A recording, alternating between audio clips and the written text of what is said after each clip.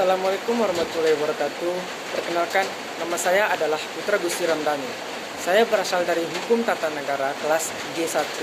Dalam kesempatan kali ini, saya akan membahas materi Hukum Tata Negara tentang sejarah ketatanegaraan Republik Indonesia.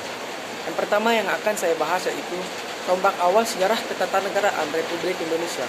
Indonesia memiliki sejarah ketatanegaraan yang dimulai sejak adanya Proklamasi Republik Indonesia.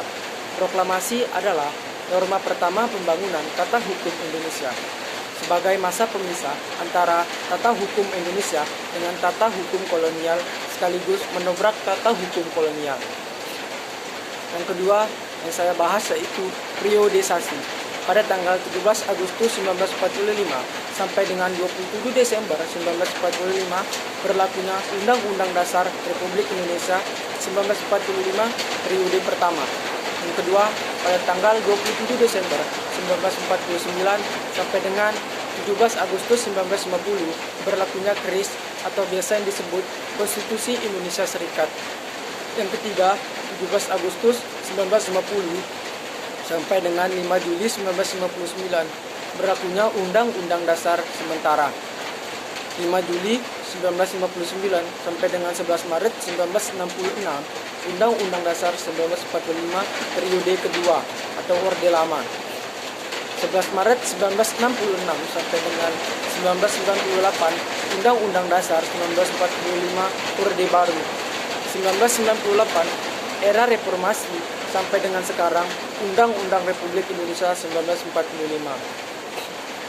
Yang ketiga yang akan saya bahas yaitu sistem ketatanegaraan. Sistem ketatanegaraan ini ada 3 sistem. Yang pertama yaitu sistem pra-kemerdekaan, sistem pasca kemerdekaan, sistem era reformasi hingga sekarang. Sistem pra-kemerdekaan yaitu yang pertama penjajahan Belanda.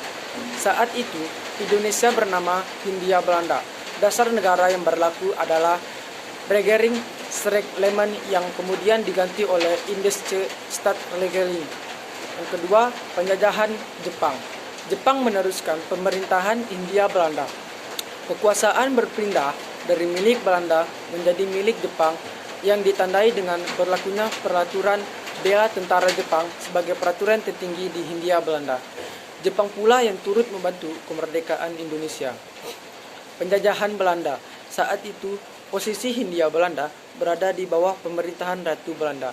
Konstitusi yang menjadi acuan pun berasal dari Belanda, yaitu RR yang diganti oleh IS. Kekuatan tertinggi Hindia Belanda dipegang oleh Gubernur Jenderal Hindia Belanda yang dibantu oleh Volksraad atau bisa disebut Dewan Rakyat. Sistem perundang-undangan pra-kemerdekaan. Menurut Utrecht, sistem perundang-undangan pada masa pra-kemerdekaan adalah sebagai berikut. Undang-Undang Dasar Belanda. Yang kedua, Ordonnantie Gouverneur General adalah peraturan setingkat undang-undang yang dibuat oleh Gubernur Jenderal dengan persetujuan Volksraad atau Dewan Rakyat. Yang ketiga, Regeringsverordening atau bisa disingkat RV, Gubernur Jenderal yang dapat menetapkan RV setingkat peraturan pemerintah yang berisi pengaturan untuk melaksanakan Wetten, Algemeen Maatregel van Bestuur atau peraturan pusat yang ditetapkan Raja Algemeen Maatregelen van Bestuur atau biasa disingkat AMVB dan ordonansi jika itu harus dilakukan olehnya. Penjajahan Jepang. Pemerintahan Hindia Belanda dibekukan dan diganti oleh bala tentara Jepang yang disebut Gunseikan. Pemerintahan Jepang di Hindia Belanda dilaksanakan berdasarkan peraturan bala tentara Jepang, yaitu Osamu Shirei nomor 1 tahun 1942. Osamu Shirei merupakan ketentuan peralihan sementara.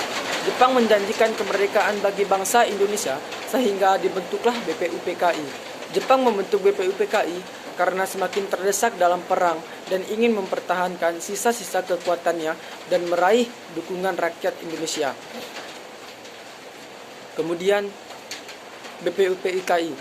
Kemerdekaan Indonesia diraih melalui beberapa tahap, yaitu BPUPKI pada tanggal 29 April 1945 sudah bersidang sebanyak 2 kali, yaitu 29 Mei sampai 1 Juni 1945 menghasilkan rancangan dasar negara.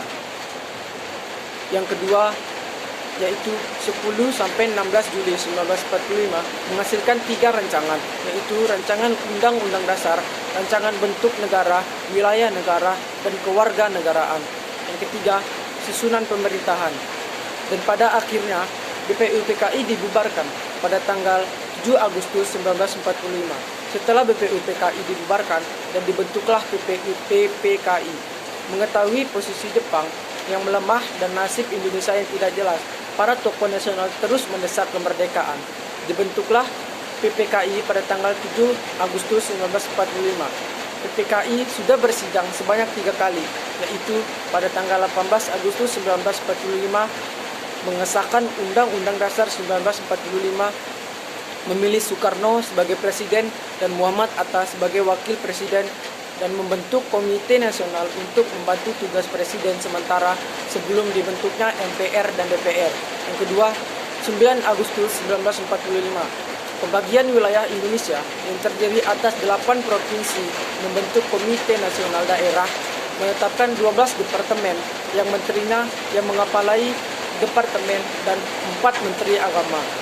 22 Agustus 1945, pembentukan Komite Nasional, pembentukan Partai Nasional Indonesia, pembentukan Badan Keamanan Rakyat Indonesia atau Tentara Indonesia atau yang bisa disebut atau disingkat dengan TNI. Terima kasih. Sekian materi yang dapat saya sampaikan. Lebih kurangnya mohon maaf. Assalamualaikum warahmatullahi wabarakatuh.